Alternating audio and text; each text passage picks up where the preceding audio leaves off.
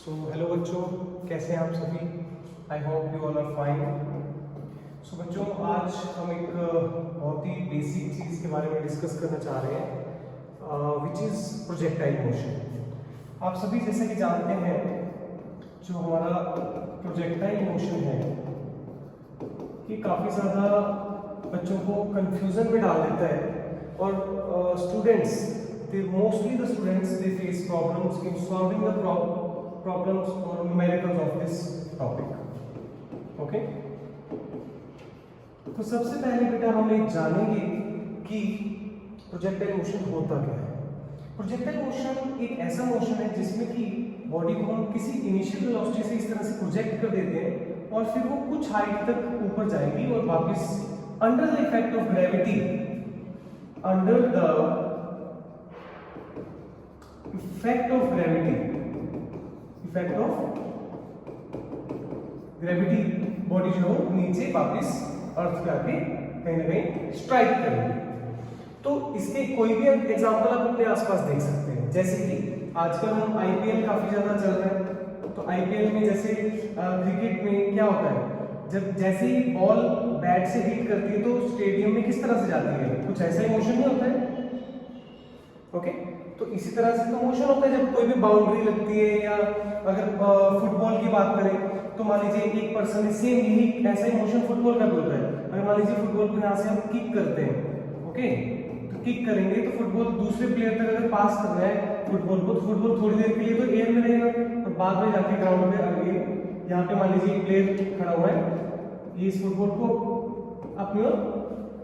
अपने फीट से खींच लेगा और नेक्स्ट आगे पास करेगा। तो the motion, we are just focusing on the motion कि मोशन कैसा है। तो मोशन कैसा है हमारा, कुछ इस तरह का बात है। अच्छा, अब इसको सॉल्व करने के लिए हमारे पास दो तरह की इक्वेशंस होनी चाहिए, जैसे कि क्योंकि इस मोशन का कुछ एक्स एक्सिस में है डिवाइडेड और आधा मोशन कैसे है वाई एक्सिस में डिवाइडेड। क्लियर? तो एक्स और वाई एक्सिस में जब हमारा मोशन हो रहा है तो हमें इसको सॉल्व करने के लिए इक्वेशंस भी वैसी ही चाहिए। We have three equations of motion, ये सब बच्चों को पता है, हमारे पास थ्री इक्वेशंस होती है मोशन की। We have three equations of motion. क्या क्या? Number one, v is equal to u plus at। Second equation क्या होती है बेटा, s is equal to ut plus half at square. और थर्ड इक्वेशन क्या होती है, v square minus u square equal to 2as। Equations हमें सबको याद होती हैं, बस लगाने के टाइम पे प्रॉब्लम आती है। प्रॉब्लम क्या आती है अब वो देखते हैं। बच्चे क्या करते हैं, एक्स एक्सिस और वाई एक्सिस में इक्वेशंस को अलग अलग नहीं लगाते हैं। मान लीजिए यही तीन इक्वेशनें, अगर मैंने एक्स एक्सिस में कोई डाटा निकालना है, एक्स एक्सिस में डिस्टेंस निकालना है, एक्स एक्सिस में फाइनल वेलोसिटी निकालनी है, बिकॉज बॉडी की इनिशियल वेलोसिटी अगर मान लीजिए u है, तो ये यहाँ पे मान लीजिए इसका एंगल बन रहा है थीटा, तो ये कंपोनेंट होगा u cos थीटा जो कि हमारा x एक्सिस में है, और ये वेलोसिटी का कंपोनेंट होगा u sin थीटा जो कि हमारा y एक्सिस में। तो इनिशियल वेलोसिटी तो ये है, बट कुछ ना कुछ वहां पे ऐसी एक्टिविटी तो हो रही है ना, क्योंकि y एक्सिस में जो वेलोसिटी वो चेंज करेगी, बिकॉज वहां पे एक्सेलरेटेड मोशन है। इन द y एक्सिस यहाँ पे ग्रेविटी लग रही है, gravity is acceleration due to gravity, it will change the velocity of the body in the y-axis. Wherever in the x-axis, the velocity will remain constant because here acceleration is zero.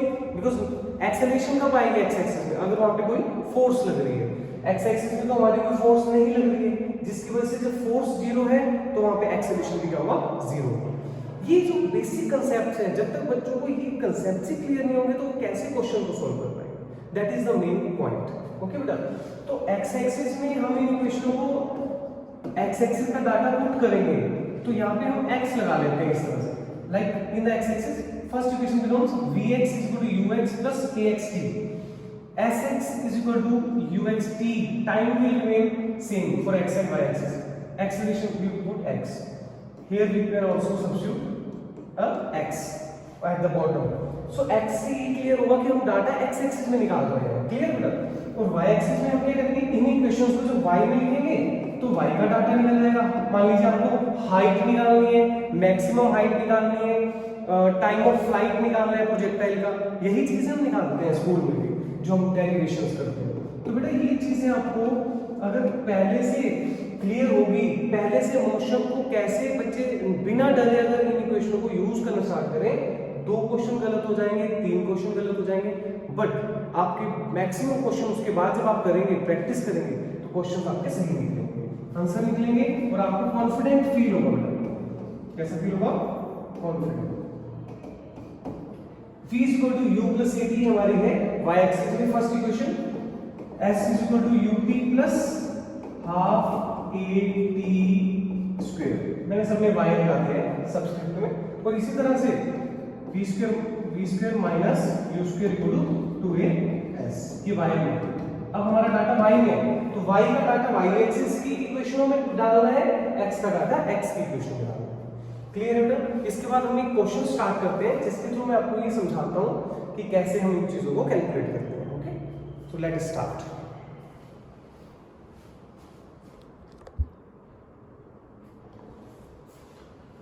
तो बेटा सबसे पहले अभी हम करने वाले हैं maximum height of the projectile को कैलकुलेट। तो कैसे करेंगे बेटा? मान लीजिए आपका प्रोजेक्टाइल की इनिशियल वेलोसिटी u, ओके, इसका मान लीजिए हॉरिजॉन्टल के साथ जो एंगल है वो है थीटा।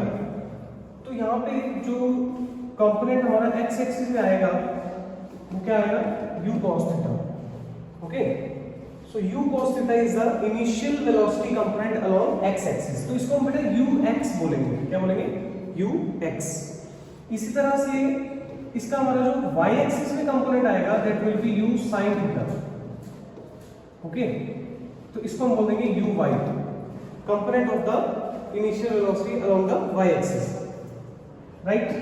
सो इस तरह से मान लीजिए बेटा हमारी बॉडी मोशन लेती है, तो इसकी जो मैक्सिमम हाइट है, आप ध्यान से देखिए फिगर को, तो मैक्सिमम हाइट यहाँ पे है, यही h max बोलते हैं इसको, ये कैलकुलेट करना है।